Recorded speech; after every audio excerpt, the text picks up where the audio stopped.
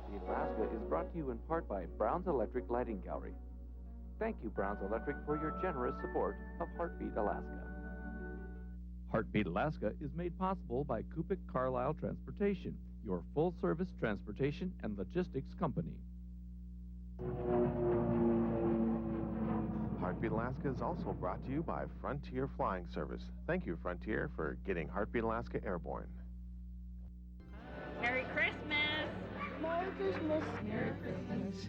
It's time to pull out those video cameras and start getting those greetings. Each year, Heartbeat Alaska brings you holiday greetings from villages across the state. Would you like to see your village on our Christmas special? Then send us a tape with your village greetings. We can accept VHS, Super VHS, and Mini DV. Send your tape to Jeanie Greene Productions, 6250 Tuttle Place, number 5, Anchorage, Alaska, 99507. Christmas is almost here, and we'd love to see you on Heartbeat Alaska.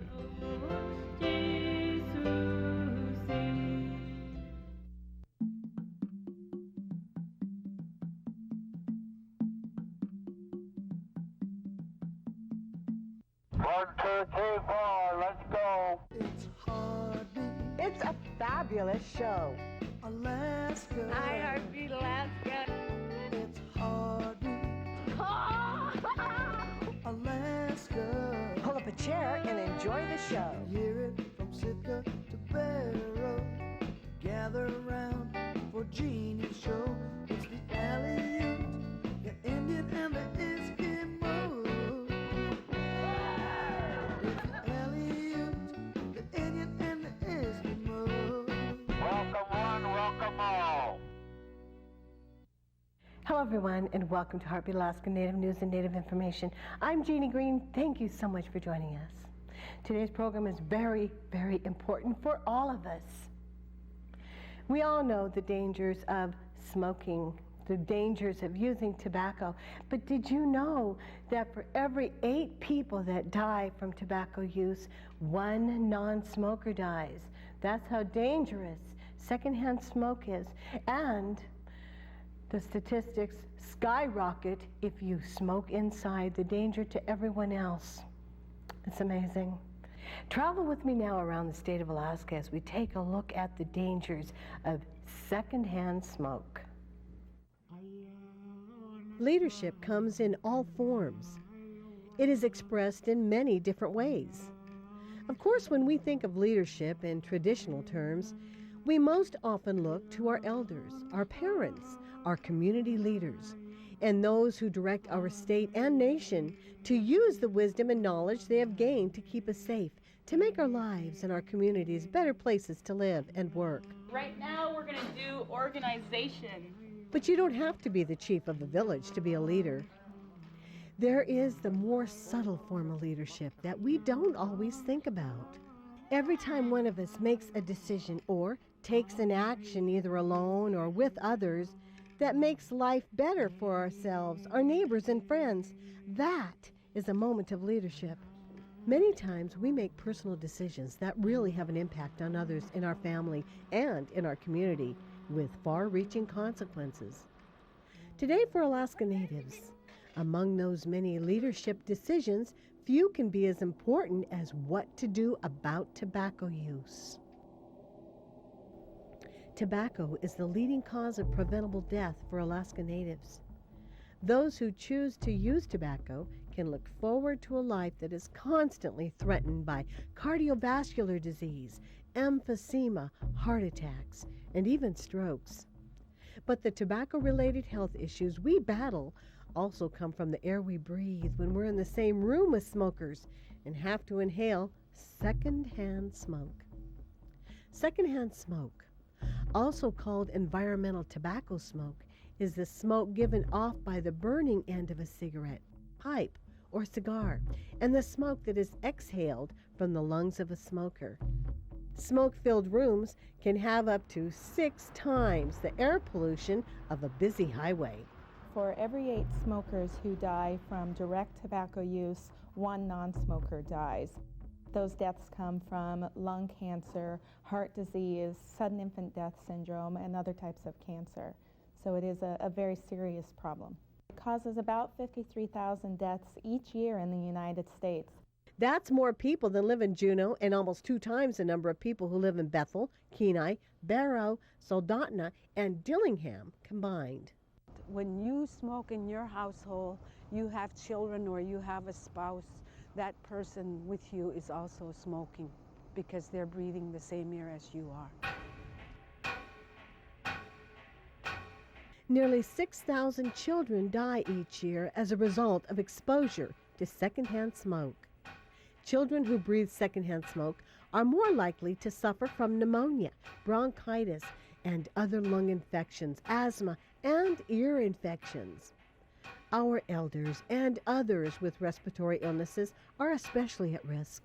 Secondhand smoke can bring on a life-threatening attack.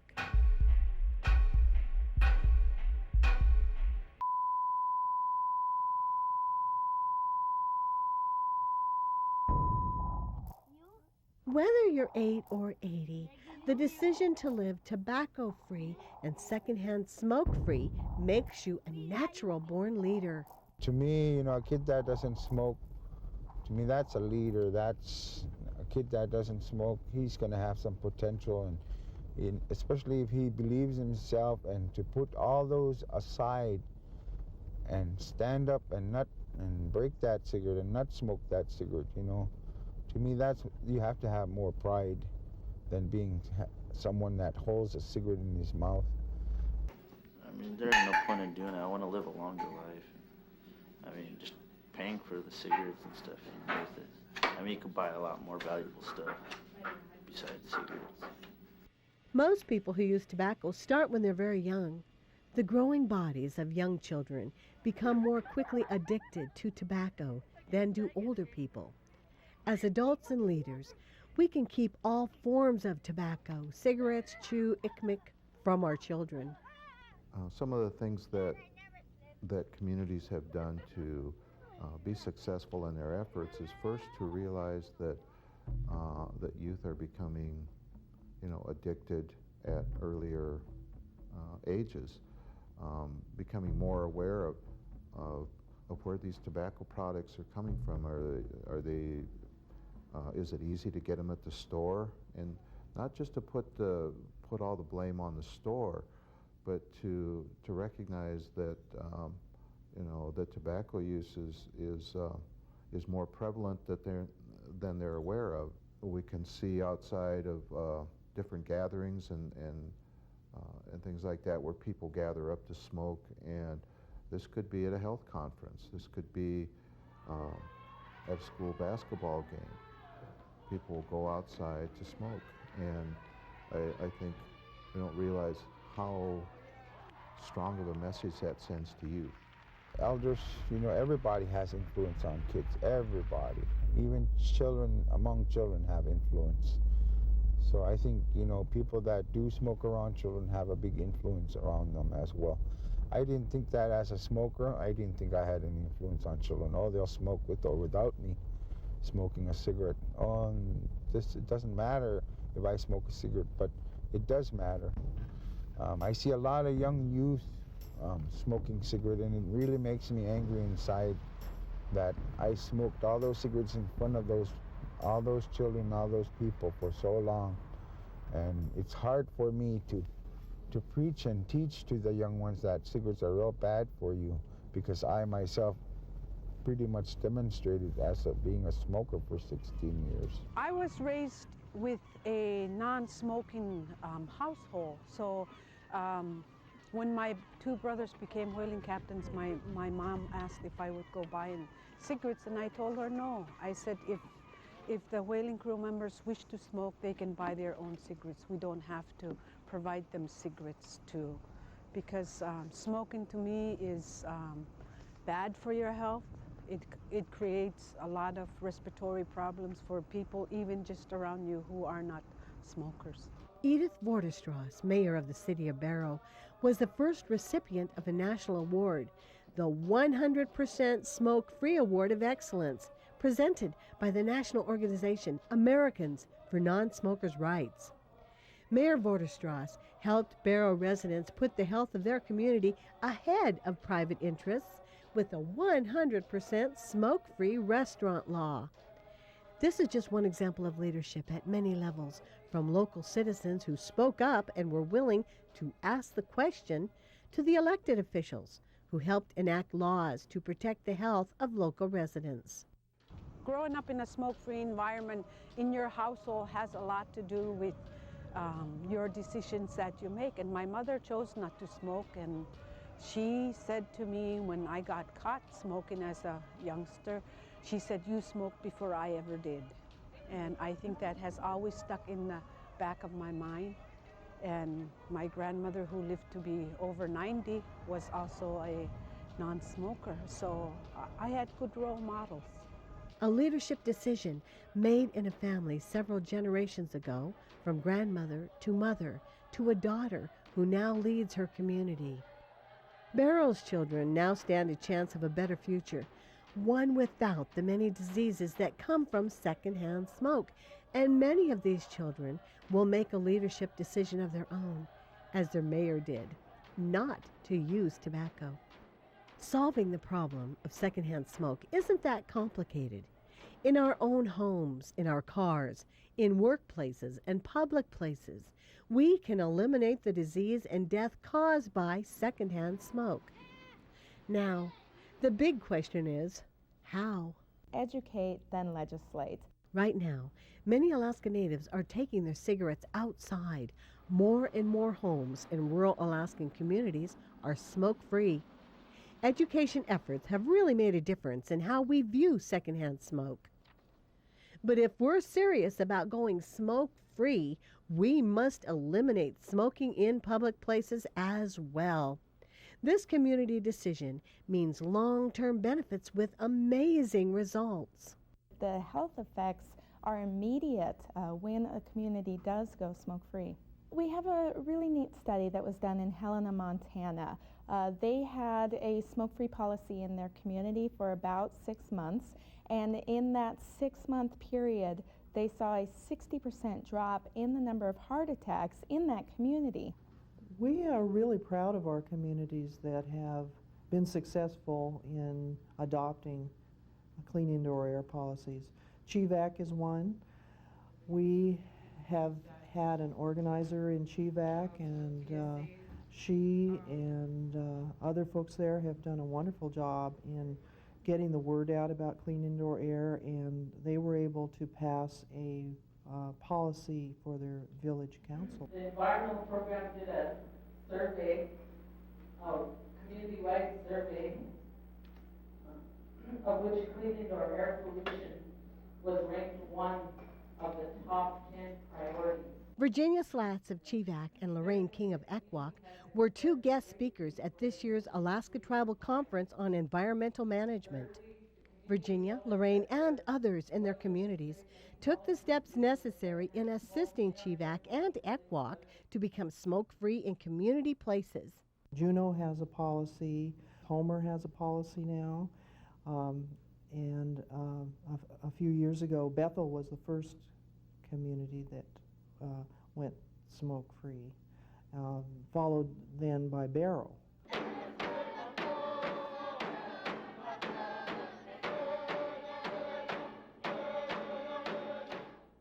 We as a people, as Alaska Natives, are making the decision to leave behind an addiction that has caused nothing but harm and heartache, that has taken away so much of our strength. With the knowledge we now have, we can teach our young people the lessons we have learned so that they might live a longer and healthier life. With the knowledge of the dangers of secondhand smoke, many communities are taking steps to fight this deadly killer. Dmitry Cherpanov of Accutane, located in the eastern Aleutians, is a smoker of many years now. Although Dmitry has been unsuccessful at his attempts to quit smoking, he has become educated on the effects of secondhand smoke, and like many in his community, is taking his habit outdoors for the sake of his children. A lot of people here in Accutane, they'd rather smoke outside than in their homes. After hearing about it, what smoke could do to you or even your whole family, And it's been happening, and all over, so. Throughout the Eastern Aleutians, there is an awareness taking place within the rural communities. It's an awareness that is changing lives for the better.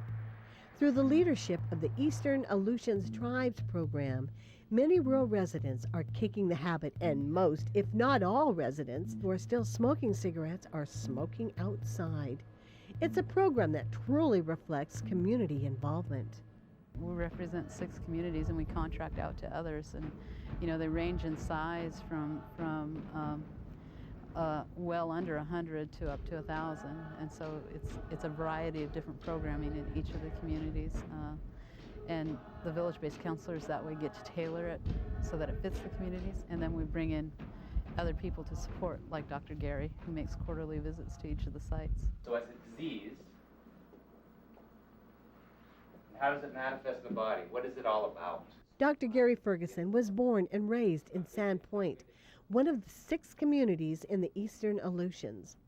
A naturopathic doctor, Gary spends his time traveling the Aleutians, visiting communities and the people who live there, exploring and researching the vast vegetation and tundra life that blankets the Aleutians. The Russian name is Petrushki, or beech lovage, and it's a great source of vitamin C. It's what saved a lot of the early pioneers to the region from getting scurvy. Of course, the natives knew exactly what to eat, but it's best in the spring. It's a little woody right now. The weapons to battle addiction can be found in many ways, like from our surroundings or through people we know, but ultimately, the greatest weapons lie within us. Fall back on the values, the cultural values. There's a lot of strength within that, and when we utilize our cultural values, we begin to draw on the things that make us strong, the things that make us healthy, good living. And tobacco use takes away from our health. It takes away from all those things that we're trying to become. It really hides who we are as individuals. Now that we understand the dangers of secondhand smoke, we can all take action. Across the country, more than 1,600 communities, state governments such as New York, California, and Connecticut, and even some countries are protecting people by passing laws to keep secondhand smoke out of public places and workplaces. Alaskan cities and villages have passed the same types of laws. Oh, don't worry. Tobacco users are still free to smoke, but not where it will damage the health of others. In Alaska today, each community must pass its own law. It should be a law that protects all workers, not just some, and it has to be fair. For many years now, the Alaska Native Health Board has been helping Alaskans create smoke-free public places and workplaces. If there's someone in the community that has approached us and wants to have assistance, there's a number of things that we can do. We can offer them support. We have materials that can be provided. We have, through the Alaska Native Tobacco Support Program, we have a wonderful Clean Indoor Air Agreement Handbook for Alaska Native communities.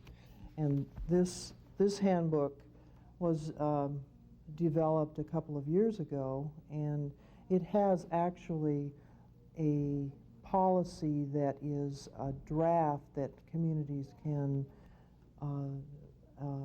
revise for their own purposes. So this is an excellent source of information about the state laws regarding clean indoor air. The first job is to educate everyone. The education is critical, that people understand that secondhand smoke is not just irritating, it is deadly. Next, work to pass ordinances at the local level that ban smoking in indoor workplaces, and don't forget to include public gathering places. All schools in Alaska are tobacco-free, but sometimes we have to deal with the area outside the school, because when there's events like basketball tournaments, people tend to gather around the entrances of the schools, and the community may wish to have a policy that prohibit smoking within, say, 20 feet or 50 feet. For business owners, going smoke-free can mean good things for their customers and employees as well. On an individual level, when businesses go smoke-free, they see employees having fewer sick days because they're not being exposed to the secondhand smoke. The employees who do smoke are smoking less. Productivity is up because employees are healthier and happier. They're taking fewer smoke breaks. So maintenance costs are reduced. There's just a lot of economic impact to the individual business as well as on the community level as a whole. It's a win-win situation for everyone when a community goes smoke-free. For those who don't smoke, they can be assured of a clean air workplace. And for those that do, they can rest well knowing that they are not causing harm to others. The overall atmosphere of a village can change almost overnight. Continue with educating your community. Let people know that you care about your village. You care about your people. Help make our future smoke-free and tobacco-free.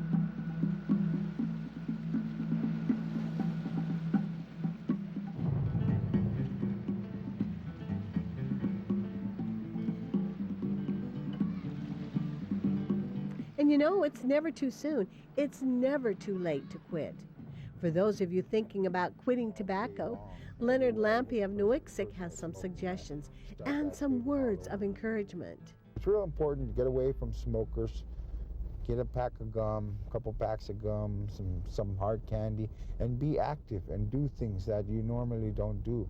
I went on a treadmill that week. I lifted weights. I went boating a lot. Went fishing a lot. I just got to be more active, but I feel a lot better health-wise. Tobacco Quit Line, this is Andrea. Can I help you? Success is only a phone call away. For those who use tobacco and want to quit, there are a variety of methods available. The Alaska Tobacco Quit Line is a free statewide service with a toll-free number.